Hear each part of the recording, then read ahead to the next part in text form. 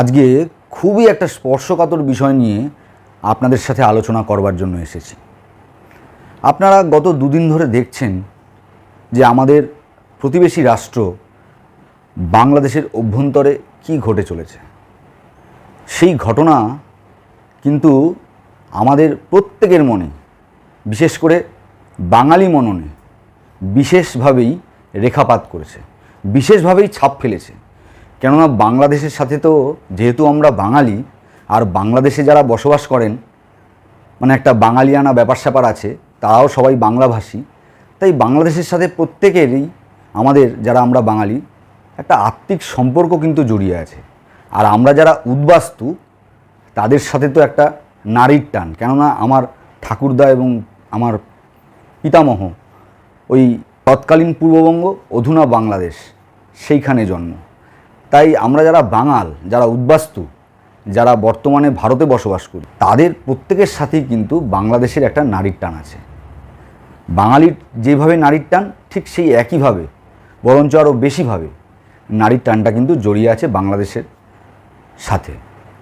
তো সেই জায়গায় দাঁড়িয়েই যখন বাংলাদেশে এই ধরনের ঘটনাগুলো ঘটতে দেখছি, সত্যি আর কি হৃদয়ের উপর দিয়ে মনে হয় যেন রোলার চলে যাচ্ছে, হৃদয়টা ভেঙে চূর্ণ চূর্ণ হয়ে যাচ্ছে।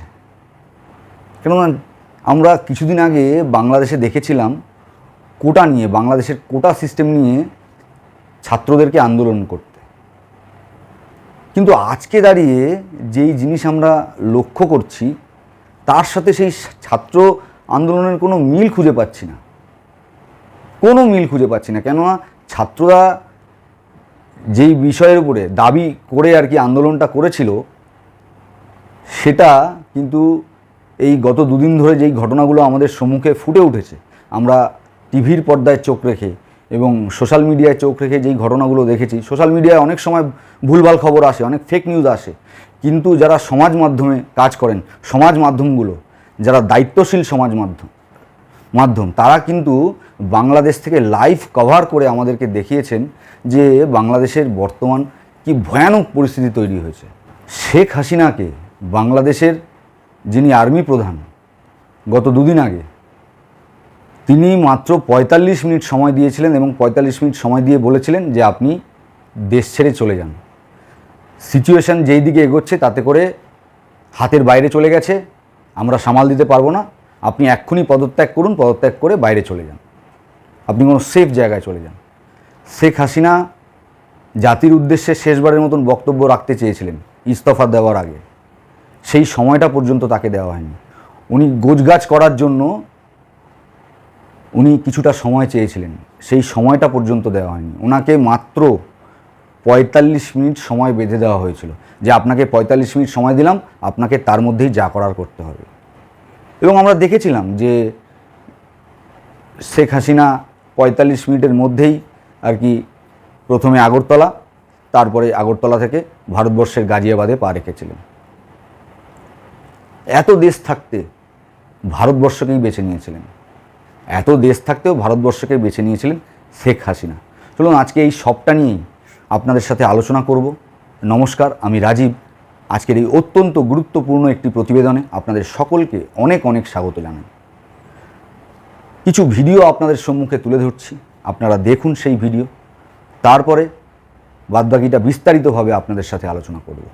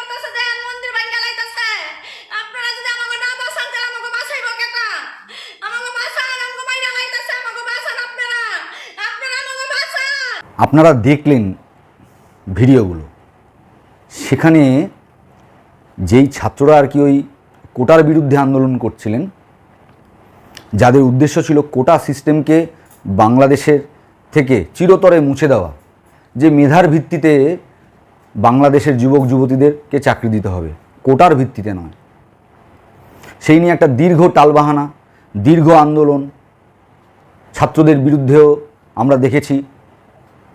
নির্বিচারে লাঠি চালিয়েছে পুলিশ, নির্বিচারে রাবার বুলেট চালিয়েছে, অনেক ছাত্র মারা গেছেন, সেগুলো আমরা দেখেছি।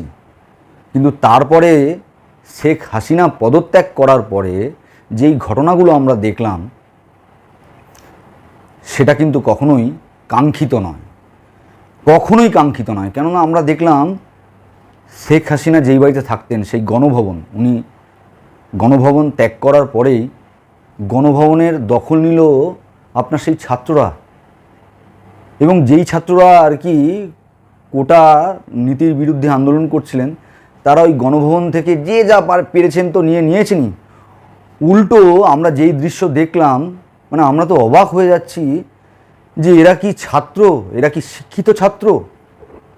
কোনো শিক্ষিত সমাজের ছাত্ররা এই জিনিস করতে পারে না। তারা মহিলাদের আর কি, আপনারা আমার এই ভিডিওতে দেখলেন যে ব্রা প্যান্টি এই জিনিসগুলো নিয়ে নাচানাচি করছে, এরা ছাত্র।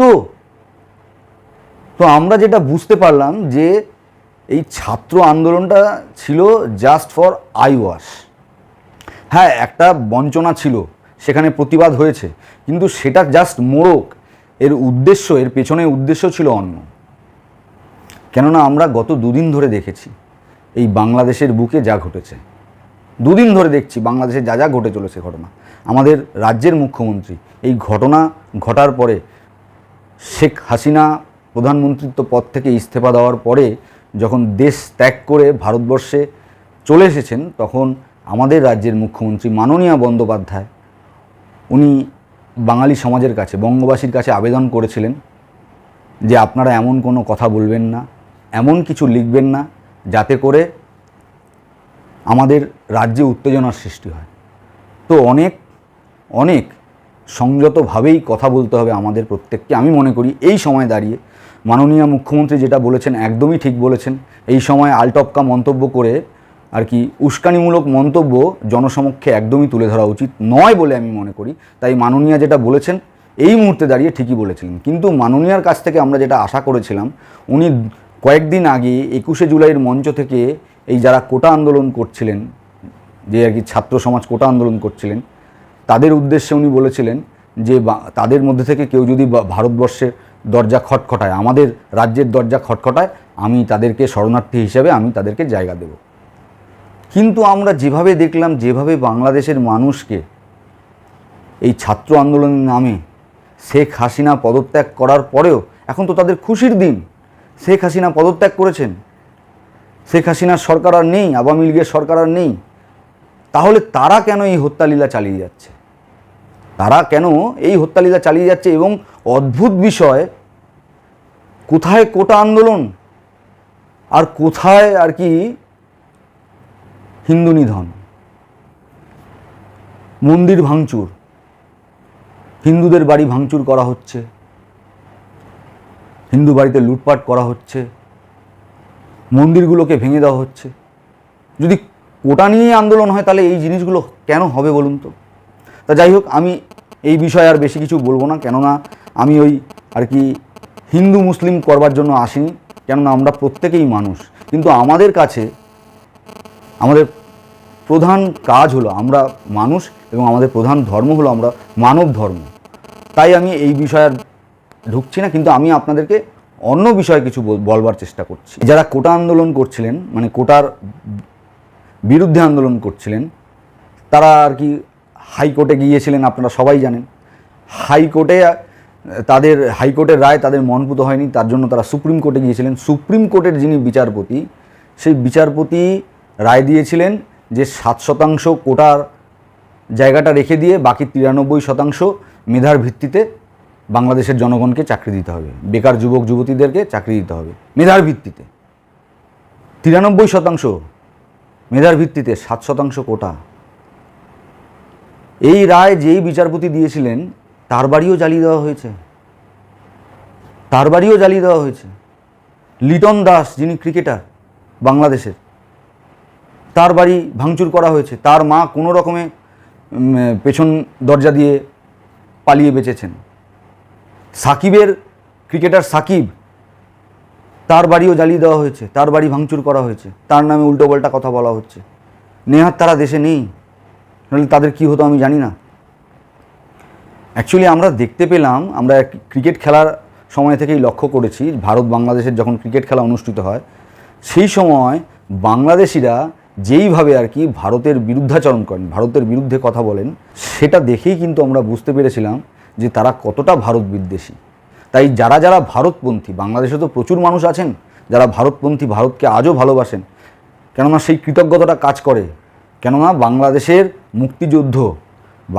মুক্তিযুদ্ধ এবং সেই সময়ে ভারতবর্ষের অবদান বাংলাদেশের কিছু মানুষ আজও ভুলতে পারেননি। সেই কৃতজ্ঞতা থেকেই তারা কিন্তু মানে এখনও ভারতপন্থী, মানে কিছু মানুষ বাংলাদেশের আছেন তারা এখনও ভারতপন্থী, এবং যারা ভারতপন্থী তাদেরকে বেছে বেছে আক্রমণ করা হচ্ছে। ভেবে দেখুন, মানে যেই পাকিস্তানের হাত থেকে ভারতবর্ষ বাংলাদেশকে উদ্ধার করেছিল, বাংলাদেশের স্বাধীনতায় সহযোগিতা করেছিল, সেই দেশের মানুষেরা যারা ভারতবর্ষকে ভালোবাসে, যারা ভারতপন্থী, তাদের উপরে নির্বিচারে অত্যাচার এবং অন্ধকার নামিয়ে নিয়ে আসছে এই মৌলবাদী মানুষেরা। ভেবে দেখুন। এবং এই যে আন্দোলন, এর পেছনে পুরোপুরি বিএনপি এবং জামাতের মতন, মূলত জামাত, কেননা জামাতই তাদের ছাত্র সংগঠনকে দিয়ে এই আন্দোলনের রচনা করেছেন, এবং তারপরে আর কি এই বিএনপি, আপনার জামাত, এই বামপন্থী শক্তিরা মিলে কিন্তু পুরোপুরি এই খেলাটাকে রচনা করেছে। এর পেছনে কিন্তু অন্য উদ্দেশ্য। আপনাদেরকে একটা খবর মানে জানাতে ইচ্ছা করছে, মানে আমি অনেকেরই এই বর্তমান পরিস্থিতিতে দাঁড়িয়ে অনেকের প্রতিবেদন দেখেছি। আমার বিশেষভাবে ভালো লাগে সন্ময় বন্দ্যোপাধ্যায়ের প্রতিবেদন, খুব ভালো লাগে। উনি খুব সুন্দর গুছিয়ে কথা বলেন এবং ওনার বিশ্লেষণ, ওনার পড়াশোনা সত্যিই মন ছুঁয়ে যায়। শফিকুল ইসলাম যিনি আরামবাগ টিভিতে কথা বলেন, ইউটিউব চ্যানেল, ওনার কথাও ভালো লাগে। উনিও খুব সুন্দর ব্যাখ্যা করেন, বিশ্লেষণ করেন। মানব, দ্য নিউজ বাংলার যিনি আর কি এডিটার, নিউজ বাংলা ইউটিউব চ্যানেলের যিনি এডিটার, যিনি আর কি প্রতিবেদন করেন, তার ব্যাখ্যাও আমার খুব ভালো লাগে। মানববাবুর ব্যাখ্যাও ভালো লাগে, শফিকুল বাবুর ব্যাখ্যাও আমার খুব ভালো লাগে। আরও অনেক ইউটিউবার আছেন যাদের ব্যাখ্যা সত্যিই খুব প্রশংসনীয়, প্রশংসার দাবি রাখে। তাদের প্রত্যেকের কথাবার্তায় আমি শুনেছি, তারাও এই বিষয়টার দিকে নজর দিতে পারেননি, তারাও এই বিষয়টা হয়তো এড়িয়ে গেছেন বা তাদের নজরে আসেনি। আপনারা দেখেছেন বিগত 10 বছর ধরে ভারতবর্ষের শিল্পপতিরা বাংলাদেশে গিয়ে বিভিন্ন ইন্ডাস্ট্রি গড়ে তুলেছে, এবং যেটা কিনা বাংলাদেশের অর্থনীতিতে ভীষণভাবে এফেক্ট ফেলেছে, এবং সেটাকে ভালোভাবে নিতে পারেনি চীন। তো তাই চীন এই মানে বাংলাদেশ থেকে ভারতকে পুরোপুরিভাবে সরানোর জন্য, কেননা বাংলাদেশে আমরা জানি যে ভারত বিরোধীপন্থীরা আছেন, তাই তাদেরকে কাজে লাগিয়ে এই জামাত, এই বিএনপি, তাদেরকে কাজে লাগিয়ে পেছন থেকে আর কি আর্থিকভাবে মদত দিয়ে কিন্তু এই বাংলাদেশে এই উত্তেজনার সৃষ্টি করেছে। উত্তেজনার সৃষ্টি করে ভারতীয়দের বেছে বেছে টার্গেট করছে, কেননা ভারত ওখানে একটা শিল্প মানে বিশাল একটা ইন্ডাস্ট্রি করে ফেলেছে ভারতীয় শিল্পপতিরা, ঘুরিয়ে ভারত। তাই ভারতকে যেন তেন প্রকারণে ভারতকে ব্যাকফুটে ঠেলে দিতে হবে, তা না হলে তো চীনের রাজত্ব কায়েম করতে পারবে না বাংলাদেশের উপরে। তাই পাকিস্তানকে দিয়ে, কারণ পাকিস্তান আমরা সবাই জানি যে পাকিস্তান এইভাবে আর্থিকভাবে একদম ভেঙে পড়েছে, তাই পাকিস্তানকে দিয়ে আপনার চীন কিন্তু এই কাজটা আমার মনে হয় এই বাংলাদেশের অভ্যন্তরে ঘটিয়েছে। আমি দেখলাম বাংলাদেশের একজন ভদ্রলোক, উনি ব্যাখ্যা করেছেন যে এর পেছনে নাকি আমেরিকার মদত আছে, আমেরিকা নাকি বিগত দিনের একটি বিষয়ের উপরে রিভেঞ্জ নেওয়ার জন্য এই ঘটনাগুলোকে ঘটিয়েছে। কিন্তু আমার মনে হয় না, আমার মনে হয় এর পেছনে এর পেছনে প্রধান হিসেবে যারা কাজ করছে সেই রাষ্ট্রটার নাম চীন, আমেরিকা নয়। আমেরিকা নয়, প্রধান রাষ্ট্র হিসেবে কাজ করছে কিন্তু চীন। কেননা আপনারা কিছুদিন আগেই দেখেছেন যে মঙ্গলা পোর্ট যে আছে সেটা ভারতবর্ষকে পরিচালনা করবার দায়িত্ব দিয়ে দিয়েছিল শেখ হাসিনা এবং এগ্রিমেন্টও হয়ে গেছিল। তারপর থেকেই কিন্তু চীন উঠে পড়ে লেগে গিয়েছিল। তো এটা কিন্তু মূল কারণ এই ঘটনার। এই যে আপনারা এত কিছু দেখছেন না, এটাই মূল কারণ। ভাবতে পারেন, আমরা তো কোনোদিনও ভাবতে পারিনি রবি ঠাকুরের মূর্তি ভেঙেছে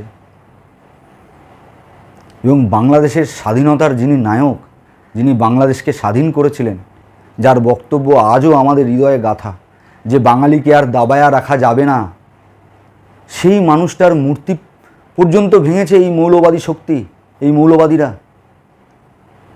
এবং তাদেরকে সহযোগিতা করছে। আমরা দেখলাম আর্মির পোশাক পরিহিত তারা হামবারের বাড়ি দিয়ে শেখ মুজিবুর রহমানের মূর্তিগুলোকে ভেঙে ফেলছে।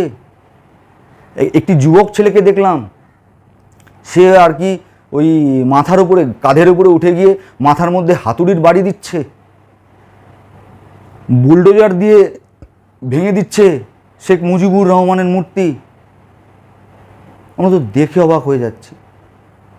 আরও কয়েকটি ভিডিও যেগুলো দিলে দৃশ্যদূষণ হতে পারত, সেই ভিডিওগুলো আমি দিলাম না, কেননা সেগুলো আরও মানুষের মনে গভীরভাবে রেখাপাত করতে পারে, তাই সেই ভিডিওগুলোকে আমি দিলাম না।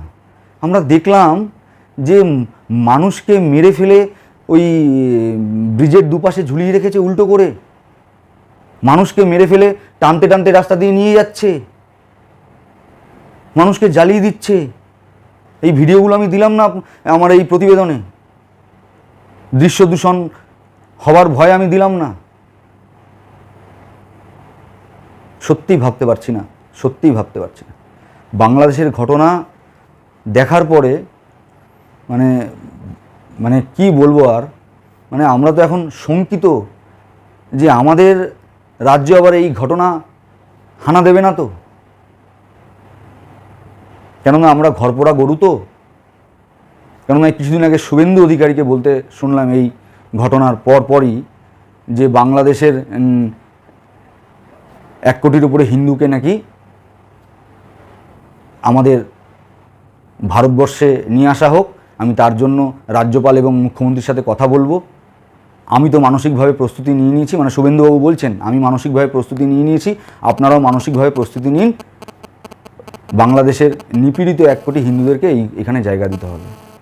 আমরা ভেবেছিলাম যে মাননীয় কিছু একটা বলবেন, যেভাবে ওই দিন বলেছিলেন যে আমাদের রাজ্যের দরজা যদি কেউ খটখটায় আমরা জায়গা দেব, কিন্তু আমি দেখলাম আমাদের রাজ্যের মুখ্যমন্ত্রী মাননীয়া সেই বিষয়ে ঢুকলেন না। যাই হোক, শুভেন্দুবাবু বললেন, আশা করি মাননীয়া এই বিষয়ের উপরে গভীরভাবে চিন্তন করবেন এবং এই ধরনের মানুষ যদি আমাদের দেশের আশ্রয় পেতে চান, তাদেরকে আমাদের দেশ এবং আমাদের রাজ্য তাদেরকে আশ্রয় দেবে। এবং আমাদের দেশে এই ধরনের অনভিপ্রেত ঘটনা যাতে না ঘটে, তাতে করে আমাদের রাজ্যের মুখ্যমন্ত্রীর এবং আমাদের দেশের প্রধানমন্ত্রী যা যা ব্যবস্থা গ্রহণ করবেন। কেননা আমরা 2 দিন আগেই দেখেছি, মানে গতকালকে দেখেছি সর্বদলীয় বৈঠক করতে, সেখানে তারা বাংলাদেশ নিয়ে গভীরভাবে উৎকণ্ঠা প্রকাশ করেছেন এবং বাংলাদেশের পরিস্থিতির উপরে বিশেষভাবে নজর রাখছেন বলে তারা জানিয়েছেন। বিদেশমন্ত্রী এস জয়শঙ্করও তার বক্তৃতায় বলেছেন এবং ভারতবর্ষ ধীরে চলো নীতি নিয়েছেন, কেননা বাংলাদেশের অভ্যন্তরের ঘটনায় ভারতবর্ষ হঠাৎ করে ঢুকে পড়বে, এটা কখনোই কাম্য নয় এবং এটা ঠিকও নয়। তাই ভারতবর্ষ নজর রাখছে, যেটা আমরা জানতে পেরেছি। আমাদের নজর থাকবে ভারতবর্ষের প্রতিটা পদক্ষেপের উপরে, আর আপনাদের নজর থাকুক আমার এই ছোট্ট ইউটিউব চ্যানেলে আমার প্রতিবেদনের উপর। এই ব্যাখ্যা করে আজকের মতন শেষ করছি। আমার ব্যাখ্যা আপনাদের কেমন লাগলো অবশ্যই কমেন্ট বক্সে কমেন্ট করে জানাবেন। আপনারা সবাই ভালো থাকবেন, সুস্থ থাকবেন। জয় হিন্দ, বন্দে মাতরম, ভারত মায়ের জয় হোক। দেখা হবে আবার পরবর্তী আরেকটি প্রতিবেদনে।